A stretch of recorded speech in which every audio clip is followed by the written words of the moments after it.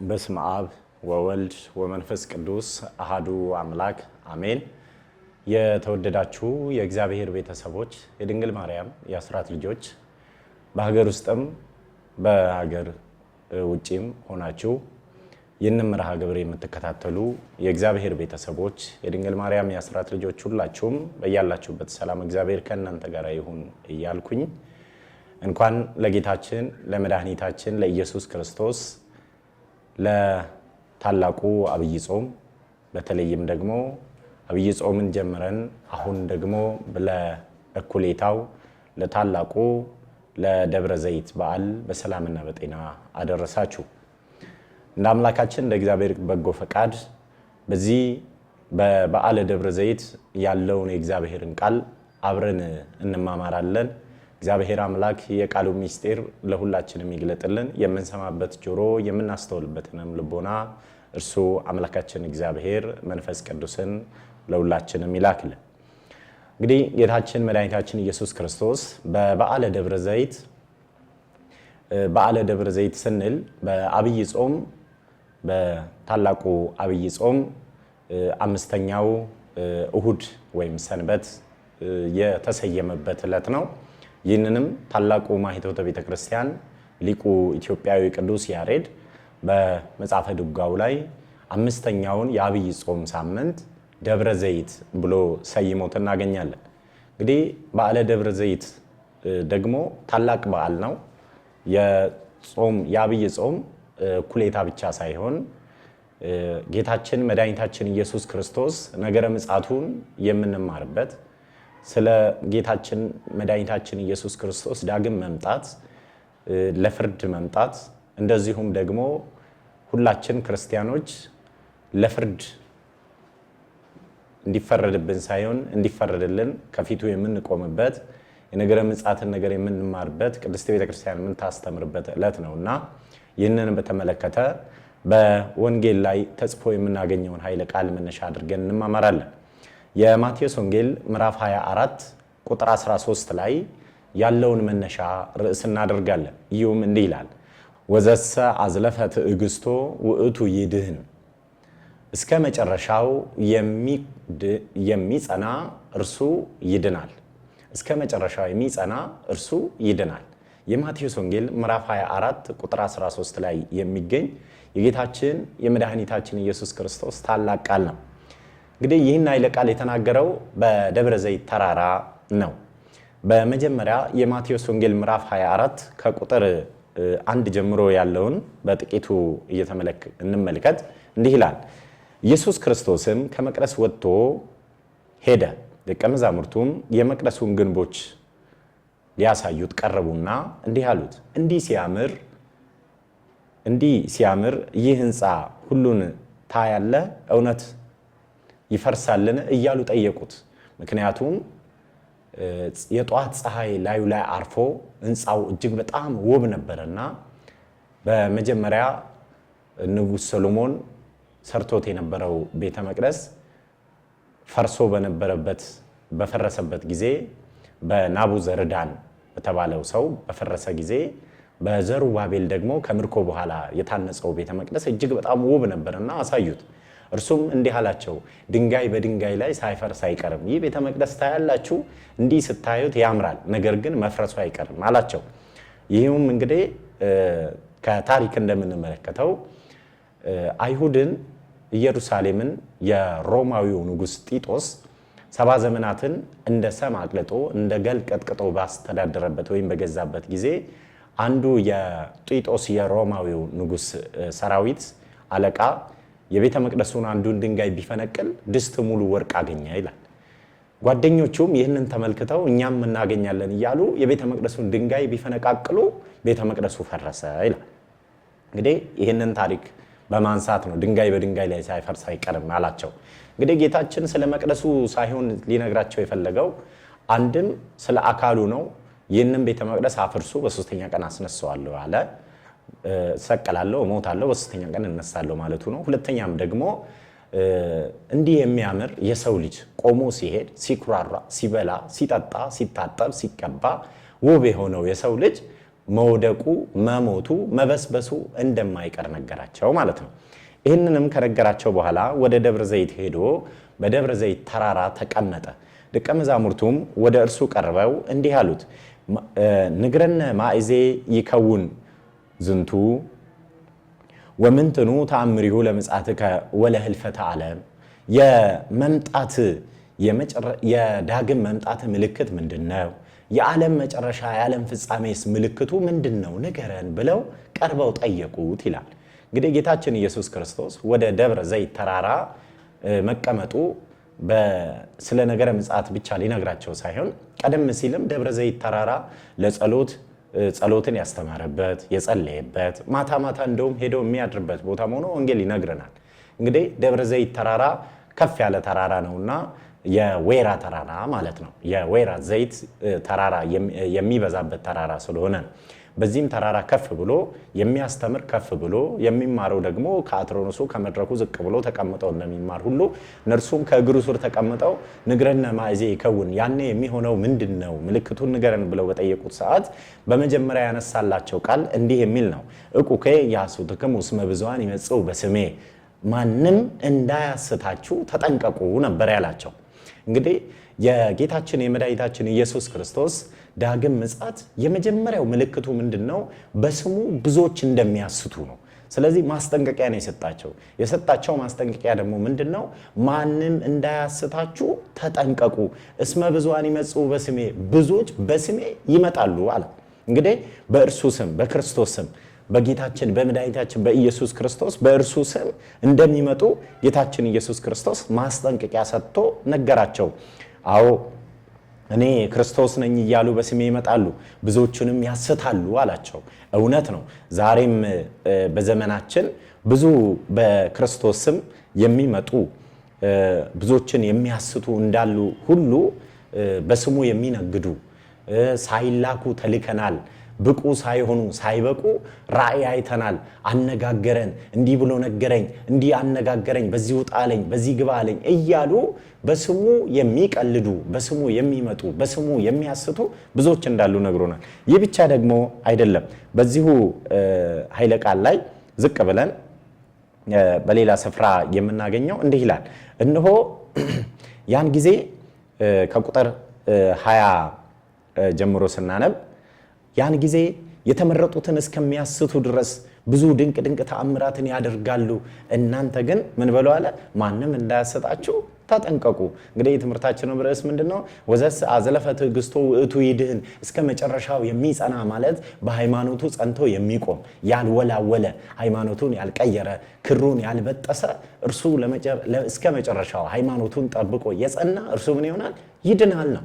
እዚህ ይሄንኑ ኃይለ ቃል ሲናገር በሌላ ቦታ ላይ ሐዋርያው ቅዱስ ጳውሎስ በሁለተኛ ጢሞቴዎስ መልእክቱ ምዕራፍ 4 ቁጥር 7 ላይ እንዲህ ይላል፣ ሩጫዬን ጨርሻለሁ፣ መልካሙንም ገድል ተጋድያለሁ፣ ሃይማኖቴንም ጠብቄያለሁ ይላል። ምንን ጠብቄያለሁ? ሃይማኖቴን ጠብቄያለሁ። ስለዚህ ሃይማኖትን መጠበቅ ዋጋ እንዳለው፣ ዋጋ እንደሚያስከፍል፣ እንደሚያሸልም ሲነግረን ታዲያ ምን አለ? እነሆ የጽድቅ አክሊል ተዘጋጅቶልኛል አለ። ሃይማኖቴን በመጠበቄ የጽድቅ አክሊል ተዘጋጅቶልኛል። ለእኔ ብቻ አይደለም አለ፣ ደግሞ መምጣቱን ተስፋ የሚያደርጉ ጽድቁን ለሚራቡ ለሚሹ ለእነርሱ ሁሉ ምን ይሆናል? ሽልማት አላቸው፣ የጽድቅ አክሊል ተዘጋጅቶላቸዋል አለ። ስለዚህ ሃይማኖትን መጠበቅ ያሸልማል። ስለዚህ ነው እስከ መጨረሻው የሚጸና እርሱ ይድናል፣ ማንም እንዳያስታችሁ ከሃይማኖታችሁ እንዳያስወጣችሁ ያለው ማለት ነው። ይህን እዚሁ ኃይለ ቃል ላይ ሌላው ደግሞ በክርስትና ዋጋ እንደሚያስከፍል፣ ዋጋ ቢያስከፍልም ቢያስገፋም፣ ጥላቻ ቢያስመጣም፣ ቢያስወረውር፣ ቢያሰድድ፣ ሴፍ ቢያስመዝዝም ፍጻሜው ግን ሕይወት ያለው ሽልማት ያለው መሆኑን ሲነግረን ደግሞ እዚሁ የራእየ ዮሐንስ ምዕራፍ 2 ቁጥር 10 ላይ ምን ይላል? እነሆ እስከ መጨረሻው የሚጸና እርሱ ይድናል ሲል አንዳንዶቹ በወህኒ ቤት እንደሚገቡ ከነገረን በኋላ ወደ ወህኒ ቤትም ይጥሏቸዋል። ብዙ ዋጋም ትከፍላላችሁ፣ ልትቀበሉ ያለውን መከራ አትፍራ፣ እንድትፈተኑ ዲያብሎስ ከእናንተ አንዳንዶችን ወደ ወህኒ ያስገባል፣ 10 ቀናት መከራ ትቀበላላችሁ ካለ በኋላ ምን አለ? እስከ ሞት ድረስ የታመንክ ሁን፣ የሕይወት አክሊልን እሰጥሃለሁ አለ። እስከ ሞት ድረስ ምን ያልከውን? የታመንከውን የህይወት አክሊልን እሰጥሃለሁ። ስለዚህ እስከ መጨረሻው በሃይማኖት ታምኖ የሚጸና ሰው የህይወት አክሊል እንደሚሸለም ወንጌል ይነግረናል ማለት ነው። ስለዚህ ማንም እንዳያስታችሁ ተጠንቀቁ ብሎ የመጀመሪያው በሃይማኖታችሁ የሚመጣ አለ፣ የሚያስታችሁ አለ፣ ተጠንቀቁ አላቸው ማለት ነው። በመቀጠል ደግሞ ጌታችን የነገራቸው ምንድነው? የጦርነትን ወሬ ትሰማላችሁ፣ መንግስት በመንግስት ላይ ይነሳል፣ ዳሩ ግን መጨረሻው ገና ነው። ህዝብ በህዝብ ላይ፣ መንግስት በመንግስት ላይ ይነሳል። ረሃብ፣ ቸነፈር፣ የምድር መናወጥ በልዩ ልዩ ስፍራ ይሆናል። እነዚህ ሁሉ የምጣር መጀመሪያ ናቸው እንጂ መጨረሻ አይደሉም ማለት። ዛሬ በየተለያየ ቦታ በረሃብ ብዙዎች እንስሳት ሲሞቱ፣ ህፃናት ሲሞቱ፣ እናቶች ሲጎዱ፣ ሰዎች ከቤት ከንብረታቸው ተፈናቅለው በጎዳና ሲወድቁ እንመለከታለን። ይህ ሁሉ የጌታችን የመድኃኒታችን የኢየሱስ ክርስቶስ የመምጣቱ ምልክት ነው ማለት ነው። ስለዚህ የመምጣቱ ምልክት ስለሆነ ምን ማድረግ ይገባናል? ጸንታችሁ ቁሙ አለ። ባላችሁበት በሃይማኖታችሁ እንዳትናወጡ። ምክንያቱም በረሃብ ምክንያት ሃይማኖታቸውን የሚያስቀይሩ አሉ። ዳቦ ነው ያጡት ብለው ዳቦ ሰጥተዋችሁ ክር የሚያስበጥሱ አሉና፣ ስለዚህ ቤታችሁ ቢፈርስ ቤት ሰጥተዋችሁ ሃይማኖታቸውን የሚያስቀይሯችሁ ነው። ስለዚህ እስከ መጨረሻው የሚጸና እርሱ ይድናል። የመጣር መጀመሪያ ነው እንጂ ፍጻሜ አይደለም ማለት። እንግዲህ አንዲት እናት ምጥ ስትያዝ ለመውለድ ጣር ሲጀምራት እስክትወልድ ድረስ ያ ምጥ ይቀጥላል እንጂ አንዴ አሟት ወይም ደግሞ አንድ ጊዜ ብቻ ምጥ ጣሩ ይዟት ወዳው የሚተዋት አይደለም። ልጇን አምጣ ወልዳ እስክታቅፍ እስክትደሰት ድረስ ህመሙ አይለቅም። ስለዚህ ረሃቡ፣ ቸነፈሩም ሁሉም ምን እንዲሆን እንዲያጥርላቸው የመከራ ጊዜ፣ የስደት ጊዜ፣ የረሃቡ የጦርነቱ ዘመን ግን እንዲያልቅ ምን በሉ አለ? በጾም በጸሎት መታገል ይገባል። እንግዲህ ለተመረጡት ብዬ ብሏል። በዚሁ በማቴዎስ ወንጌል ምዕራፍ 24 ቁጥር 23 ላይ እንዲህ ይላል፣ ስለተመረጡት ስል ይላል እነዚህን የመከራ ቀኖች አሳጥራቸዋለሁ። ስለተመረጡት ስለ እነርሱ ብዬ ባላሳጠረው ኖሮ ስጋ የለበሰ በምድር ላይ ባልቀረ ነበረ ብሎናል። የተመረጡት እነማን ናቸው? ስለማን ብሎ ነው ቀኖቹን የሚያሳጥርልን? የመከራው ሌሊት ይረዝማል አለ። ረሃቡ፣ ቸነፈሩ፣ ጦርነቱ፣ ስደቱ፣ አለመግባባቱ፣ መባላቱ፣ የመሬት መንቀጥቀጥ፣ ዛሬ የምናየው እሳት ከሰማይ እየዘነበ ልዩ የሆኑ ውድ የሆኑ ቤቶችን፣ ንብረቶችን፣ መኪናዎችን፣ ፎቆችን ሲያቃጥል እናያለን። ማንም አያስቆመው። የሚመጣው ከላይ ነዋ። ኃይሉ ተፈጥሮ ነዋ። ከላይ የሚመጣ ነው። ስለዚህ ይሄን ሁሉ ግን ቀኑን ባላሳጠር ኖሮ ስጋ የለበሰ ሁሉ በምድር ላይ ባልቀረ ነበር አለ። ስጋ የለበሰ ሁሉ ባልቀረ ነበር። የተመረጡት እነማን ናቸው? ስለ እናቱ ስለ ቅድስት ድንግል ማርያም። ምክንያቱም ከሴቶች መካከል አንቺ የተመረጥሽ ነሽ ተብላለችና ከሴቶች መካከል የተመረጠች ነች። ቅዱሳን፣ ጻድቃን፣ ሰማዕታት ስለ እነርሱ ሲል አሳጥርልን ብለን ልንጸልይ ይገባል። ምክንያቱም ስለ እነርሱ ስል የመከራውን ቀኖች ምን እላቸዋለሁ? አሳጥርላቸዋለሁ ብሎናልና መድኃኔዓለም ክርስቶስ የመከራውን፣ የጭንቀቱን፣ የስደቱን፣ የረሃቡን፣ የጦርነቱን፣ የችግርና የስቃዩን ቀንና ሌሊቱን ሁሉ እንዳይረዝምብን ስለ እናቱ ስለ ቅድስት ድንግል ማርያም ስለተመረጡት ስለ ቅዱሳን፣ ጻድቃን፣ ሰማዕታት ብሎ እርሱ ያሳጥርልን። እንግዲህ ጌታችን መድኃኒታችን ኢየሱስ ክርስቶስ ይህንን ብቻ ብሎ አላበቃም። በዛ ጊዜ ይላል ለመከራ አሳልፎ ይሰጧቸዋል፣ ይገሏቸዋል አለ። ስለ ሃይማኖታችሁ ስትሉ ስለ ስሜ በአሕዛብ ሁሉ ዘንድ የተጠላችሁ ትሆናላችሁ አለ። ስለ ሃይማኖታችሁ ልብ በሉ። ከላይ የጀመረው ምን ብሎ ነው? ማንም እንዳያሰታችሁ ተጠንቀጡ፣ ብዙዎች በስሜ ይመጣሉ አለ።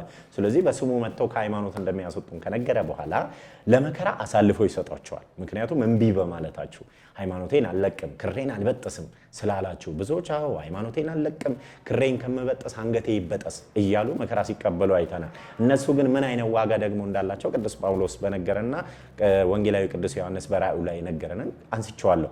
እንግዲህ ይህ ብቻ አይደለም አለ። በአሕዛብ ሁሉ ዘንድ የተጠላችሁ ትሆናሉ። በዛ ጊዜ ብዙዎች ይሰነካከላሉ፣ እርስ በርሳቸው አሳልፈው ይሰጣጣሉ፣ እርስ በርሳቸውም ይጣላላሉ አለ። ብዙዎች ሐሰተኞች ነቢያት ይነሳሉ፣ ብዙዎችን ያስታሉ። ከአመፃ ብዛት የተነሳ በብዙዎች ዘንድ ፍቅር ትቀዘቅዛለች አለ። የመጨረሻው የጌታችን ኢየሱስ ክርስቶስ የመምጣቱ ምልክት፣ የዓለምን ፍጻሜ ምልክት የሆነው አንዱ ምንድነው? ከብዙዎች ዘንድ ፍቅር ምን ትሆናለች? ትቀዘቅዛለች አለ። አዎ ዛሬ በባለ ትዳሮች መካከል ፍቅር እየቀዘቀዘ በየቦታው ሽምግልና ነው፣ በየፍርድ ቤቱ መቆም ነው። እንዲሁ ደግሞ በቤተሰብ እናት አባት ከልጆቻቸው ጋር ያላቸው ፍቅር ሲቀዘቅዝ እናያለን። እናት ልጇን አሳልፋ ለሞት ትሰጣለች፣ ልጅ አባቱን ለሞት አሳልፎ ይሰጣል ተብሏል። ምክንያቱም ምን ትሆናለች አለ? ፍቅር ከብዙዎች ዘንድ ስለምትቀዘቅዝ። ፍቅር ግን መታገስ ነው። ፍቅር ግን ሁሉን በትዕግስት ማለፍ ነው። ፍቅር ግን ምን እንደሆነች ሐዋርያው ቅዱስ ጳውሎስ ሲነግረን እንዲህ ይላል። እነሆ በአንደኛ ቆሮንቶስ ምዕራፍ 13 ቁጥር 13 ላይ ትዕግስትን፣ ቸርነትን፣ የቸርነት የትዕግስት ምንጭ ፍቅር ናት። ነገር ግን ስጋዊ ቅናት፣ ትምክህት፣ ትዕቢተኝነት እነዚህ ደግሞ በፍቅር ምክንያት የሚገቡ ናቸው። ወደኛ ይገባሉ፣ ፍቅር ትወጣለች።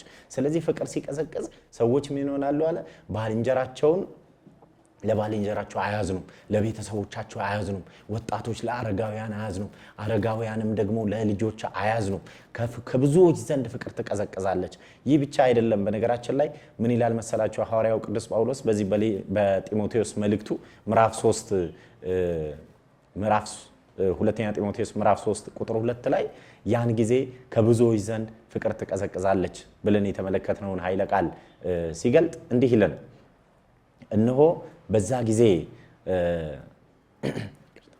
እነሆ በዚያ ዘመን ከብዙዎች ዘንድ ፍቅር ትቀዘቅዛለች ብሎ ሐዋርያው የነገረንን ቅዱስ ጳውሎስ ደግሞ ምን ይለናል? ነገር ግን በመጨረሻ ቀን የሚያስጨንቅ ዘመን ይመጣል፣ ይህንን እወቁ አለ። የሚያስጨንቅ ዘመን ይመጣል፣ ይህንን እወቁ። ሰዎች ራሳቸውን የሚወዱ ይሆናሉ ካለ በኋላ ገንዘብን የሚወዱ፣ ትምክህተኞች፣ ትዕቢተኞች፣ ተሳዳቢዎች፣ ለወላጆቻቸው የማይታዘዙ፣ የማያመሰግኑ ይሆናሉ። ቅድስና የሌላቸው፣ ፍቅር የሌላቸው፣ እርቅን የማይሰሙ፣ ሐሜተኞች፣ ራሳቸውን የማይገዙ፣ ጨካኞች፣ መልካም ያልሆነውን የሚወዱ፣ ከዳተኞች፣ ችኩሎች፣ በትዕቢት የተነፉ፣ ከእግዚአብሔር ይልቅ ተድላን የሚወዱ ይሆናሉ አለ። ተመልከቱ፣ ይሄ ማለት ምን ማለት ነው? ሰዎች ገንዘብን የሚወዱ ከሆነ ትዕቢተኞች ይሆናሉ፣ ትምክህተኞች ይሆናሉ፣ ቤተሰባቸውን ይጠላሉ፣ ወገናቸውን ይንቃሉ፣ ድሃውን ያቃልላሉ፣ ቤተ መቅደሱን ይንቃሉ፣ ካህናቱን ይዘልፋሉ።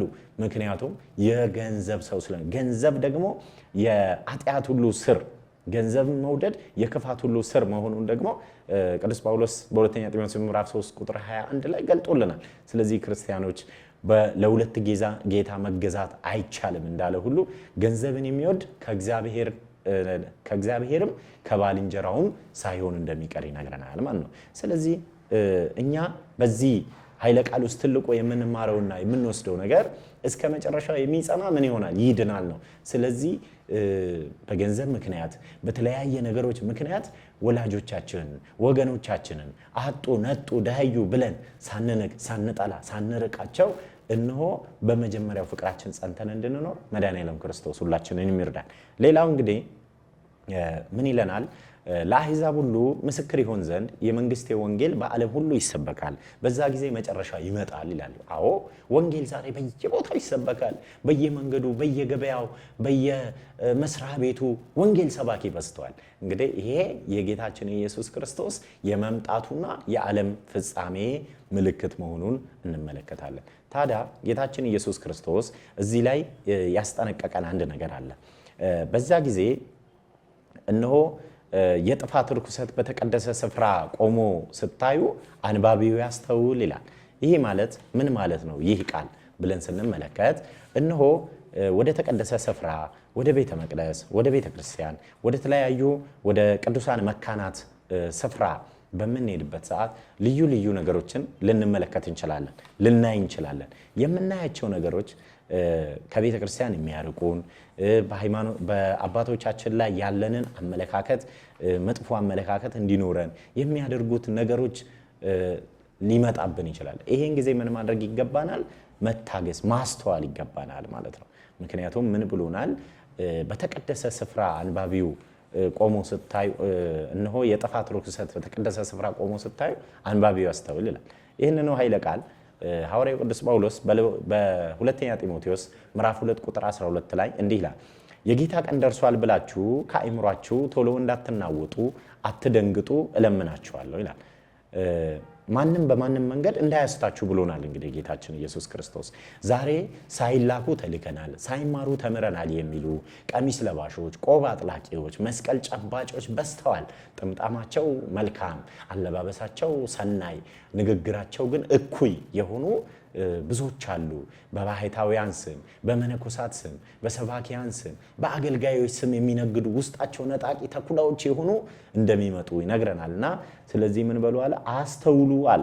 የጥፋት ልጅ ሳይገለጥ አይደርስምና እኔ እግዚአብሔር ነኝ ብሎ አዋጅ እየነገረ በእግዚአብሔር ቤተ መቅደስ እስኪቀመጥ ድረስ ማለት በሰዎች ልቡና እስኪታመን እስኪመለክ ድረስ አምላክ ከተባለው ሁሉ ሰዎች የሚያመልኩት ሁሉ በራሱ ላይ ራሱን ከፍ ከፍ አድርጎ እኔ አምላክ ነኝ ብሎ እስከ መናገር ድረስ የሚደርስ አምላክ እኔ ልኮኛል፣ ራእይ ነግሮኛል። ዛሬ እኮ እየሰማን ነው። ኢየሱስ ክርስቶስ ለእኔ ተገልጦ እንዲህ አለልኝ፣ እንዲህ አለኝ፣ ድንግል ማርያም እንዲህ ብላ አዘዘችኝ፣ ድንግል ማርያም እንዲህ አለችኝ እያሉ ጳጳሳትን ለመገሰጽ የሚሞክሩ፣ ቀሳውስቱን ለመገሰጽ የሚሞክሩ፣ ቤተ መቅደስ ውስጥ ገብቼ ቆሜ ልቆርብ ይገባኛል፣ አርሴማ እንዲህ ብላ አዛኛለች፣ ድንግል ማርያም እንዲህ ብላኛለች፣ በራእይ ታይታኛለች እያሉ ሐሰትን ነገር የሚናገሩ ብዙዎች አሉና ይሄንን ነው አስተውሉ ያለው። በተቀደሰ ስፍራ የጥፋት ርኩሰት ቆሞ ስታዩ አንባቢው ያስተውል ያለን አንዱ እንዲህ ያሉትን ነገሮች ነውና ጌታችን መድኃኒታችን ኢየሱስ ክርስቶስ ታዲያ በዚሁ ኃይለ ቃል ላይ አንዱ ያስቀመጠልን ነገር ምንድነው? በዛ ወራት ለእርጉዞች ለሚያጠቡት ወዮላቸው አለ። ምክንያቱም እርጉዝ እናቶች መከራ ቢመጣ መሮጥ አይችሉም፣ ይወድቃሉ። ተራራ መውጣት፣ ወንዝ መሻገር፣ ድንጋዩን፣ አቀበቱን፣ ቁልቁለቱን መዝለል፣ መውረድ፣ መሮጥ አይችሉም በመከራ ቀን፣ በስደት ቀን። ስለዚህ ለእርጉዞችና ለሚያጠቡት ወዮላቸው። አዎ የሚያጠቡ የሚያሳድጉ በመከራ በስደት ጊዜ እንደማይቻላቸው መከራ እንደሚገጥማቸው ያስተምረናል፣ ይነግረናል። ነገር ግን ሽሽታችሁ በክረምትና በሰንበት እንዳይሆናል። አዎ ክረምት ላይ ውሃ ታችሁ ውሃ ነው፣ ወንዞች ይሞላሉ፣ ዝናብ አያስኬድም፣ ዶፉ፣ መብረቁ፣ መባረቅቱ ይሄ ሁሉ ያስቸግራልና ለመሄድም ለመሰደድም አይመችም። ሰንበትም ደግሞ የእረፍት ቀን ናት እንጂ በእረፍታችሁ ቀን በማረፊያችን ዕለት በምትሏት በሰንበተ ክርስቲያን ዕለት ስደታችሁ እንዳይሆን ምን በሉ አለ? ትጉና ጸልዩ። ስለዚህ ነው እንግዲህ ጌታችን መድኃኒታችን ኢየሱስ ክርስቶስ ሲናገረን ምን አለ? ወዘሳ ዝለፈ ትዕግስቶ ውእቱ ይድን፣ እስከ መጨረሻው በትዕግስት የሚጸና በሃይማኖቱ የሚጸና በጾም በጸሎት የሚተጋ እርሱ ምን ይሆናል አለ? ይድናል አለ።